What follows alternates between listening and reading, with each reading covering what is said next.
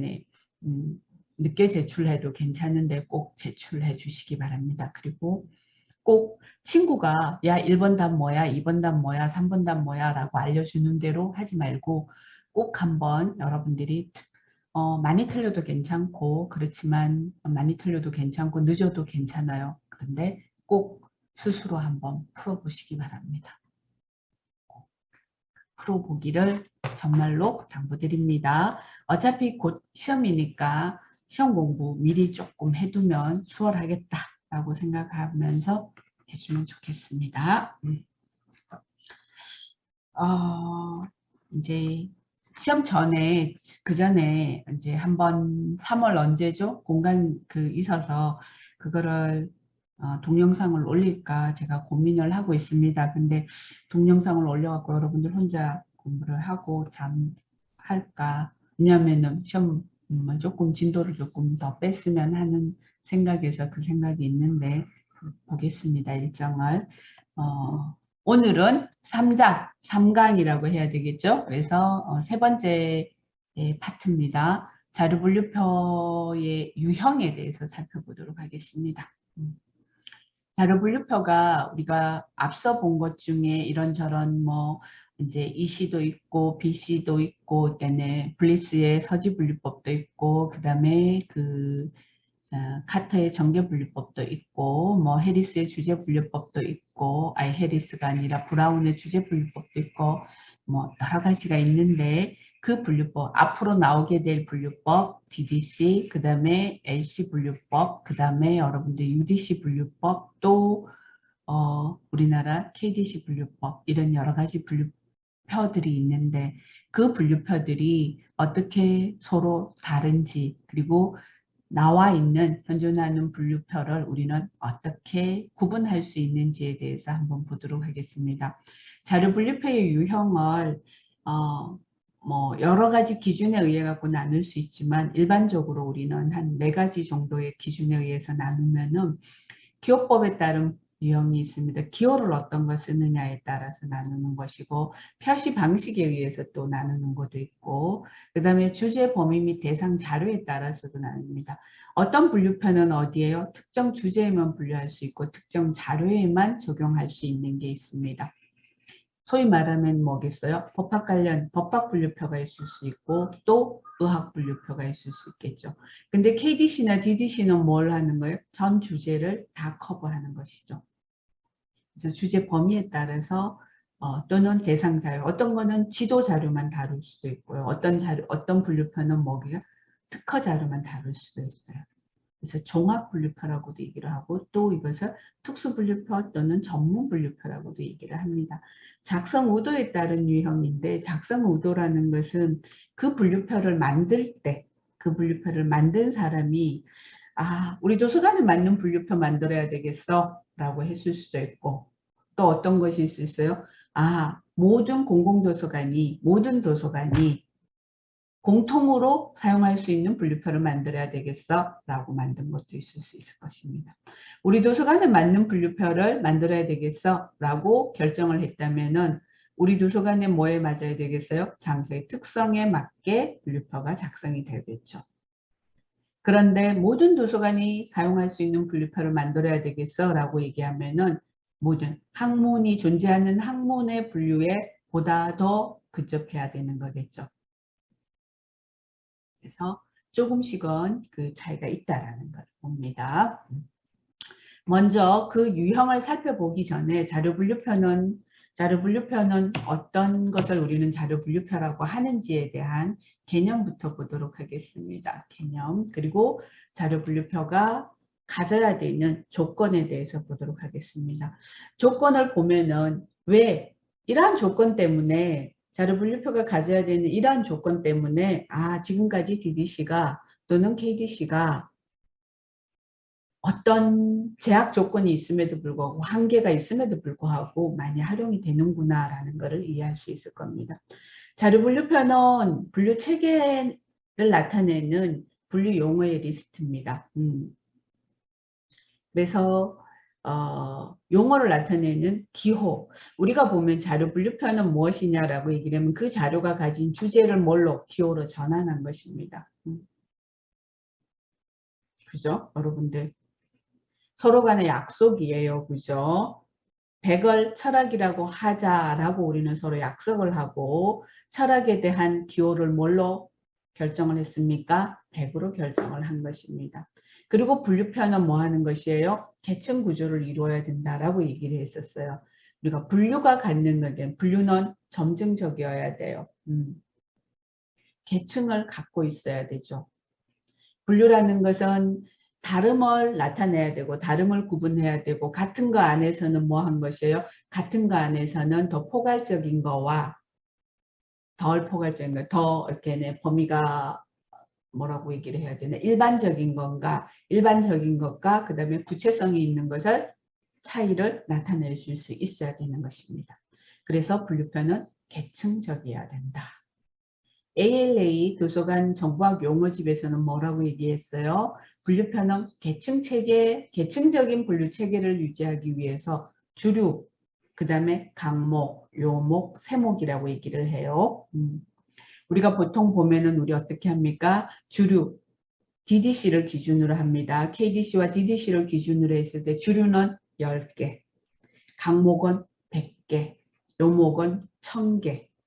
그 다음에 1000개 미만에 있는 것을 우리는 세목이라고 얘기를 한다라는 것입니다. 그리고는 주류가 제일 상위, 그 다음에 주류 아래가 강목, 강목 아래가 요목, 요목 아래가 세목. 여러분들이 분류할 때 어떤 거는 강목까지 분류할 수도 있고요. 어떤 거는 요목까지 분류할 수도 있고 어떤 자료는 세목까지도 분류할 수 있습니다. 자료가 가진 뭐겠어요? 구체성에 따라서 전문성의 진화 정도에 따라서 그렇게 하는 것입니다. 그래서 자료 분류표는 도서관 자료를 이러한 내용을 요약을 하면 도서관 자료를 주제별로 주제 순서대로 뭐 하는 것이에요? 주제 순서대로 나열하는 또는 조직하는 수단을 제공해 줍니다. 그전에는 여러분들이 생각을 했을 때 그냥 어떻게 했을 수 있어요? 아, 이거는 같은 주제야 라고 해갖고 모아둘 수는 있어요.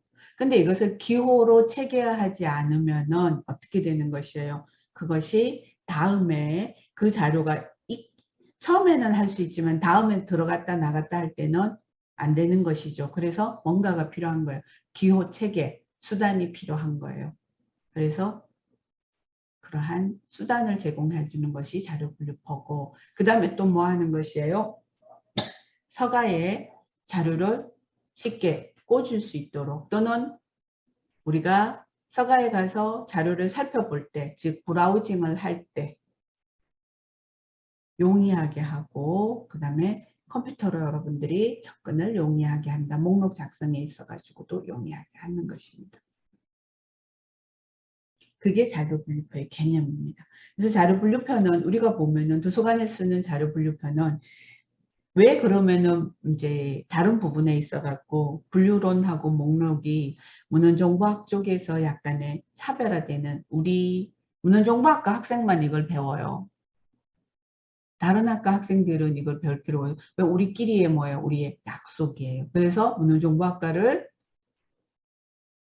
전문 교육을 받지 않았을 경우에는 특히 분류나 목록은 잘 해내기가 어려워요. 약간 우리 학과의 특성을 나타내는 약간 아이덴티티라고 볼 수가 있겠죠. 그래서 그럼 분류표의 조건은 뭐가 있느냐라고 얘기를 하면은 자료 분류표는 기본적으로 도서관에서 사용되어야 돼요. 도서관에서 사용되어야 되고 그리고 이용자와 그 다음에 자료를 뭐하는 소통하는 하나의 매개체예요. 이용자와 자료 사이에서 어떻게 해요? 그리고 이용자, 자료, 도서관, 사서 이들 간의 약속이에요.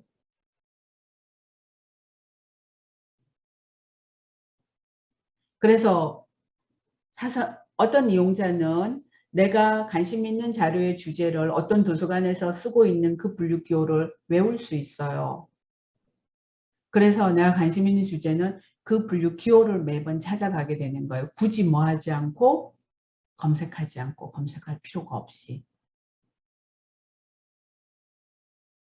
예전에 제가 학교 다닐 때는 이렇게 전산으로 되어 있지 않았기 때문에 목록하면서 일일이 손으로 막 찾아야 되고, 그 다음에 거기 찾으려 그러면은 지금은 컴퓨터가 여러 대잖아요. 플랫폼이 여러 개잖아요. 그죠? 그래서 내가 이 친구가 이거 쓰고 있으면 어떻게 해요? 내가 그 옆에 컴퓨터 쓰면 되지만 예전에는 이 목록하면 하나예요. 근데 앞에서 어떤 친구가 그 부분을 선점하고 있으면 저는 뒤에서 기다려야 되고, 그 친구가 몇 건을 찾을지, 10건을 찾을지, 5건을 찾을지 모르니까 저도 기다려야 되는 거예요. 그래서 어떻게 합니까? 그냥 내가 관심 있는 어떤 주제에 대한 어떤 그 분류번호도 외우고 그 서가도 딱 위치도 외우는 거예요. 그래서 거기 안 찾고 바로 글로 가는 것입니다.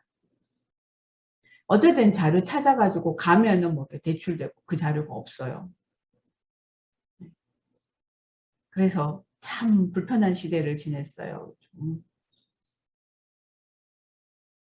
그래서 서로 간에 약속이에요. 거기에 가면은 내가 있구나. 그리고 이것을 자료를 찾기도 쉽고 대출하기도 쉽고 반납하기도 쉽고 조직화하기도 쉬우려면은 실용적이어야 돼요.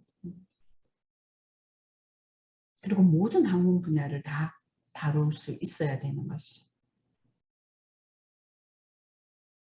그럼 어떤 조건이 있느냐? 객관적으로 뭐 하는 것이에요?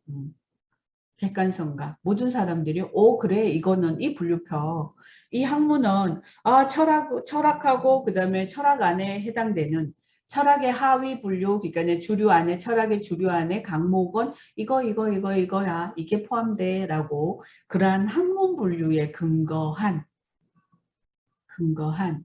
학문 분류에 근거한 보편성과 객관성을 담보한 분류표여야 된다라는 것입니다. 그리고 또 하나 학문은 막 변화 발전해 가는데 분류표는 뭐예요? 100년 전에 고정되어 있으면 안 된다라는 것입니다. 유연성과 최신성을 갖추어야 되는 학문의 변화 발전. 변화 발전이라는 것은 우리가 보면은 학문이 분화하기도 하고 용합하기도 하고. 예전에 컴퓨터 과학 쪽이라든가 컴퓨터 공학 쪽의 학문이 만약에 분야가 요만큼이었는데 어느 순간에 이 자료 분야가 확 늘어납니다. 그러면 여기는 어떻게 해요? 분류 번호가 더 배정이 되어야 되겠죠. 이런 부분에 대한 변화가 되어 있습니다. 그 다음에 항목의 전개, 항목은 주류, 강목, 요목 밑에는 세목의 전개나 세분화에 적용되는 원리가 뭐여야 되겠어요? 논리적이고 계층적이어야 된다라는 것입니다.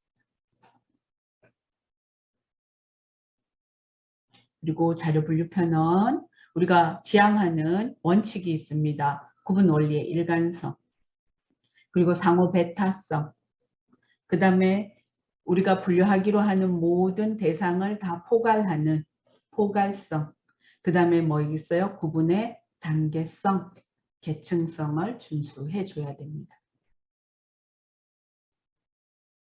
이게 이제 기본적으로 자료 분류표가 가져야 되는 조건입니다. 그래서 이 조건에 여기 뒤에도 많습니다. 근데 앞에 내용이 훨씬 더 중요하다라는 것을 얘기를 하고 뒤에는 주제를 우리가 도서관에서 다루는 주제가 현재 주제만 다루는 것이 아니죠. 과거 주제도 다루고 또 미래 주제는 수정해서 우리가 분류표가 수정돼서 들어와야 되니까 그래서 모든 주제를 수용할 수 있는 망라성이 있어야 되고 그리고 과거 자료 소급할 수 있어야 되고 새로운 자료 도입할 수 있어야 되니까 뭐 아까 신축성도 있어야 되고 수정성도 있어야 되고 한 번 분류됐다고 해서 영원 불변하지 않아요.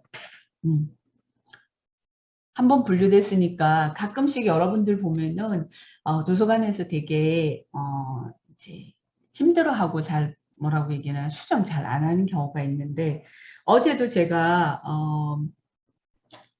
도서관에 가서 책을 빌려 오면서 앞에 대출 선생님한테 그 얘기를 했습니다.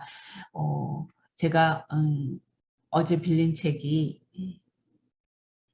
무해한 뭐라고 얘기를 제로 웨이스트라고 얘기를 하나요? 우리 보면은 그러니까 제로 웨이스트의 삶을 살고자 하는 어떤 친구가 쓴 에세이예요. 그러니까 본인이 어떻게 하면은 이제 쓰레기 배출을 최소화하기 위한 거에 대한 것이어서 저도 약간 그런 부분에 관심이 있어서 어떻게 하면 될지, 그래서 그 친구는 뭐 모든 이 샴푸, 그다음에 뭐죠? 이렇게 뭐 몸 씻는 바디워시, 그다음에 모든 것을 걔네 용기가 있는 거를 사용하지 않고 요즘에 이제 바가 많이 나오잖아요. 그죠? 바 형태로 그걸로 욕실을 다 바꾸고 욕실 그러한 것을 다이어트했다 이런 얘기도 있어서 아, 그거 한번 도전해보자라고 하고 이제 그런 것을 그러한 내용을 담고 있는 책이어서 제가 그거를 하나 돈 주고 사기는 조금 그렇고 그냥 도서관에서 빌려와야 되겠다 해서 이제 그거를 갖고 오면서 그 자료 찾으러 제가 여러분들 우리 학교 도서관 와봤는지 모르겠지만 제가 9층까지 갔다 왔어요. 근데 이제 9층에는 500 기술과학 자료가 있습니다. 500하고 그다음에 역사 자료, 그다음에 뭐 문헌정보학 자료가 9층에 있습니다. 우리 도서관이 5층부터 9층까지 있다 그러면 9층에 그러한 주제 분야의 자료가 있습니다. 가져오면서 제가 그 생각을 한 겁니다. 제가 또 이쪽을 가르치다 보니 항상 그런 쪽에 좀 고민이 있습니다. 이 자료가 과연 생활 쓰레기나 이런 거에 대한 기술 자료에 해당될까? 이거는 제로 웨이스트의 삶을 살겠다라는 어떤 친구가 쓴 자기의 어떻게 보면은 수필에 해당하는 건데 뭐 굳이 우리가 수필을 장르로 구분하지만 환경 에세이라고 볼 수도 있는 것 같은데 이게 왜 문학에 안 있고 여기 가 있지? 라고 생각을 하면서 갖고 내려와서 제가 그 밑에 대출에 있는 선생님이 2분 계시길래 선생님 2분은 이 책이 어디에 분류되는 게 좋을 것 같아요? 라고 했더니만 이제 에세이에 분류되면 좋을 것 같다고 얘기를 하면서 항상 이러한 경계에 있는 자료들이 참 많아요. 고민이 많아요. 라고 얘기를 하더라고요. 가끔씩 보면은 이제 심리 에세이 같은 경우에도 이거는 에세이에 해당하는 건지 또는 어떤 심리학 책에 해당하는 건지 이런 거에 대한 고민도 많은 거예요. 그래서 참 분류하기가 쉽지가 않구나라고 얘기를 하는데 어쨌든 그러한 뭐 얘기가 들어오거나 들었으면은 고민을 해봐야 되는 것입니다. 한번 분류하고 나갖고 내가 분류한 걸 수정하는 게 내가 잘못한 게 아니에요. 자료를 분류하는 데 있어갖고 책이 하나의 특성을 갖고 있지 않고 주제도 하나의 특성을 갖고 있지 않고 형식도 하나로 한정하긴 되게 어려운 부분이 있어요. 그러면 이것을 그래 내가 한 게 틀리지 않을 수 있어요. 틀리지 않았을 수 있어요. 그런데 틀리지 않았지만 어떤 문제가 있을 수 있냐면은 이용자들이 인식할 때 이 자료를 에세이로 인식할 가능성이 더 높다 라고 하면은 이거는 이용자와 자료를 연결해 주는 매개체지 나의 지식을 뽐내고 나의 옳음을 나의 틀리지 않음을 주장하는 분류가 아니에요. 여러분들이 꼭 기억하셔야 돼요. 나중에라도 나 틀리지 않아서 내가 이거에 근거하고 잘했어. 내 거를 절대로 물릴 수가 없어가 아니라 이거는 이용자와 자료를 매개하는 하나의 도구고 그러면 이용자들이 이러한 자료에 대해서 어떻게 접근할까 라는 거에 생각을 가져가야 되는 것이 이용자 위주여야 돼요.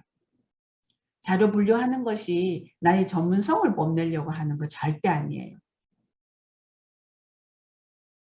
이용자의 편의성을 제고하는 거예요. 좋게 하는 거예요. 그래서 여러분들이 나중에 그것이 나의 전문성에 대한 도전이라고 받아들이지 마시고 이용자들은 그렇게 생각하는구나. 내가 생각하는 거하고는 다르게 바라보는구나. 라고 생각을 하고 그래 그렇게 하면은 그렇게 할 수도 있겠구나 라고 한번 유연하게 대처하는 그랬으면 좋겠어요. 당신이 뭘 알고 나한테 이래라고 하지 않았으면 좋겠어요. 그런 마음을 갖지 않았으면 좋겠다라는 것입니다. 그래서 수정할 필요도 있다. 그래서 수정에 대해서 유연해 줬으면 좋겠다. 그리고 자료 분류표의 조건 중에 또 하나는 기호 시스템은 단순하고 간결하고 조기성을 구비해야 돼. 조기성이라는 건 단순 간결은 알겠는데 조기성이라는 것은 무엇이냐. 앞으로 계속 보면서 조기성이라는 말을 제가 많이 할 겁니다. 조기성은 무슨 말이냐. 기억하기 쉽게 만들어주는 것을 조기성이라고 얘기를 합니다. 기억하기 쉽게. 기억에 도움을 주는 성질을 조기성이라고 얘기를 합니다. 어떻게 해요? 여러분들이 보면은 뭐 버스 번호도 그렇고 만약에 여러분들 버스 번호를 보면은 뭐 어떤 몇 번, 버스 회사에 따라서 버스 번호를 부여하는지 버스 노선에 따라서 버스 번호를 부여하는지 모르겠지만 어떤 번호는 어떤 번호에 따라서 100번대는 주로 어디에서 어느 쪽으로 가는 번호, 그 다음에 뭐 200번대는 주로 어느 쪽으로 가는 번호 이렇게 있으면은 뭐 기억하기가 쉽잖아요, 우리가. 네.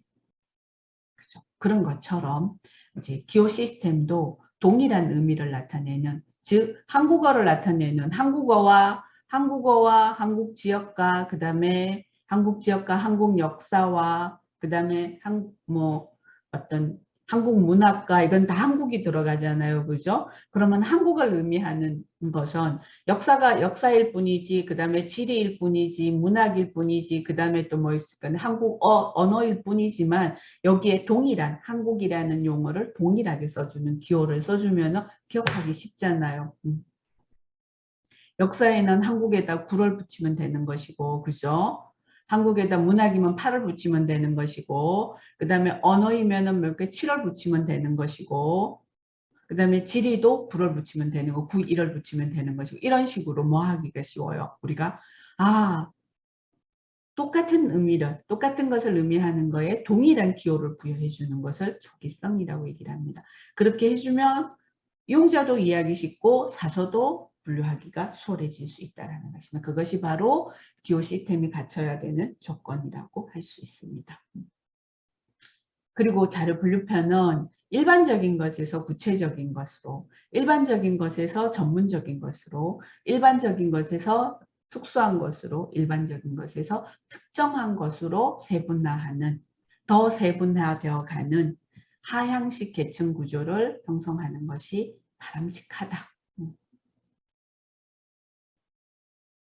그리고 여러분들이 보면은 분류표에는 상관색인이 있어야 된다. 상관색인이라고 얘기를 하는 것은 무엇이냐라고 얘기를 하면은 인덱스입니다. 여러분들 보면은 분류표를 여러분들 1부터 그러니까 000부터 그 다음에 999까지 우리 그 다음에 다 있습니다. 그 다음 KDC는 이제 2권, 이제 본표가 한 건이지만 본표가 KDC는 본표가 한 건이고요. DDC는 본표가 2건입니다. 이걸 몇천 페이지 되는 걸 다 머릿속에 외울 수가 없죠. 그러면 내가 경제학 분류하려고 하는데 경제학 분류하기 위해서 어떻게 해요? 경제학 320월 320부터 3, 아까네, 329999까지 다 내가 찾아가기는 어렵잖아요. 그걸 다 할 수는 없잖아요. 그럼 뭐가 있어야 돼요? 색인이 있어줘야 돼요. 우리 보면 여러분들 분류편은 우리 책 볼 때 어떤 책은 전문 서적은 뭐 소설책은 처음부터 끝까지 다 읽을 수 있지만 전문 서적은 뭐 하잖아요. 처음부터 끝까지 다 아는 경우가 많죠. 그럴 때 내가 필요한 거 찾아갈 때 뒤에 뭐 있어요? 색인 하면은 영어 색인도 있고 뭐도 있어요. 한국어 색인도 있죠. 그러면은 내가 필요한 개념이나 용어를 찾을 때 그것을 통해서 그 페이지를 찾아가듯이 분류표 있어가지고도 뭐 하는 것이에요.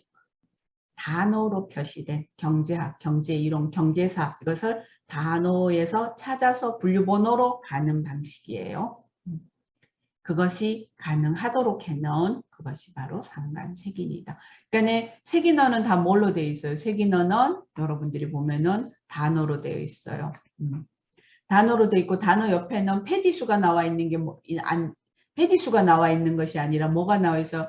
이 단어, 즉 이 키워드, 이 주저에 해당하는 뭐가 나와 있겠어요? 분류 번호가 있습니다. 그러면 그 분류 번호를 찾아가서 내가 생각하는 내용과 이 분류 번호에서 제시하는 내용이 같은지 아닌지 확인해야 되는 것입니다.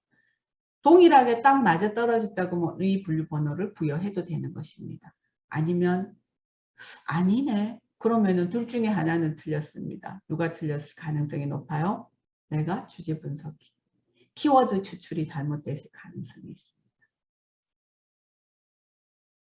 이렇게 하는 것입니다. 그래서 또 자료 분류표의 조건은 앞서 얘기한 것처럼 이용자의 접근 편의성을 지원할 수 있는 순서로 구성되어야 된다. 자료 분류든 목록이든 모든 것은 누구 중심이에요? 이용자 중심이에요.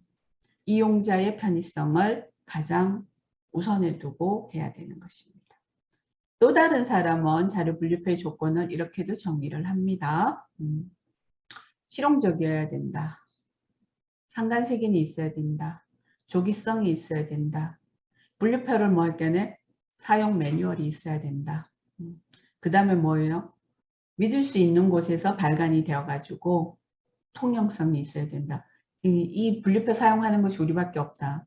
한번 나오고 나가지고 뭐 해요? 계정도 안 나오고 한번 나오고 끝이다. 이것을 유지 관리하는 기간이 없다.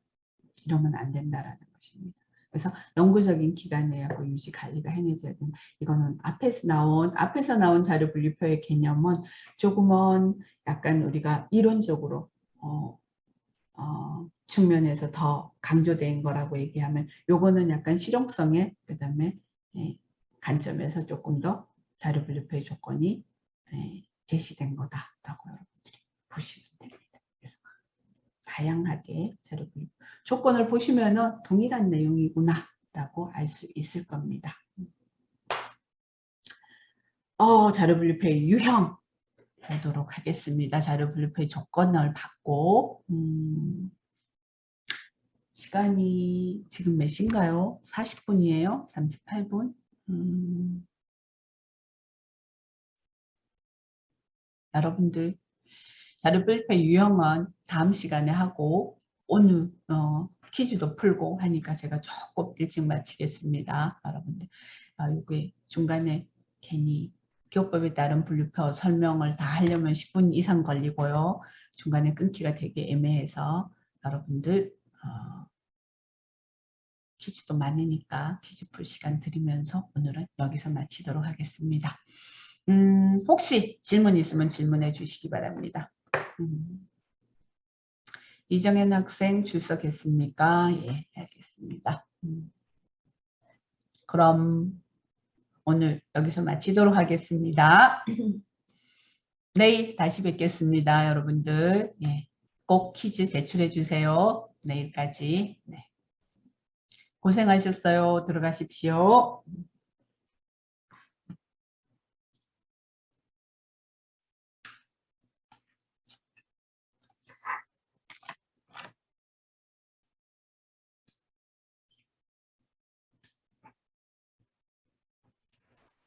교수님, 네.